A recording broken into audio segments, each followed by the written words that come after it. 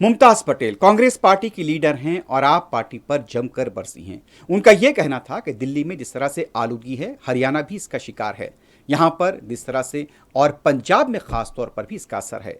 दिल्ली में आप पार्टी की हुकूमत है, पंजाब में आप पार्टी की हुकूमत है। हालांकि आप पार्टी ने कहा था कि यहां पर जो कि फसलों का फुजला चला जाता है उस पर काबू पाया जाएगा, लेकिन दोनों जगह पर आप पार्टी की हुकूमत है, लेकिन अभी तक इस पर कोई इक़दाम नहीं किए गए।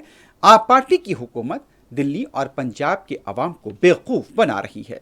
डेफिनेटली हमारी दिल्ली की सरकार, आम आदमी पार्टी की सरकार, और साथ साथ मैं केंद्रीय सरकार को भी कहूँगी, क्योंकि जो उन दोनों के बीच में खींचमतानी हुई है और जो ब्लेम गेम चलता जा रहा है, कमेटियाँ बनती जाती हैं, एक दूसरे के ऊपर इल्ज़ाम लगाए जाते हैं और इसमें पिस रहे हैं दिल्ली की जनता।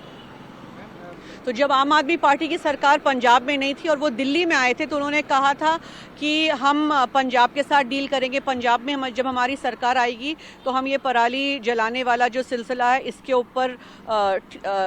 ऊपर कार्रवाई करेंगे और उसको ठीक करेंगे। पर आज जब आम आदमी पार्टी सरकार पंजाब में भी है, तो अब सडनली जो है इल्ज़ाम और ब्लेम शिफ्ट हो रहा है हरियाणा पे, यूपी पे।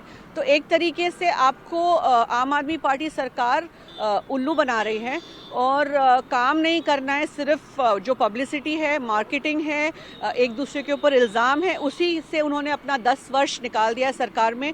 मैं दिल्ली की जनता से अपील करूंगी कि सोच समझ के अगले चुनाव में आप वोट दें। जब कांग्रेस की सरकार थी यहाँ पर, तो ग्रीन कवर ज़्यादा था। कांग्रेस की सरकार ने CNG बसेस चालू करी थी, बहुत सारे ऐसे कदम उठाए थे जिससे कि प्रदूषण जो था थोड़ा सा कंट्रोल में था।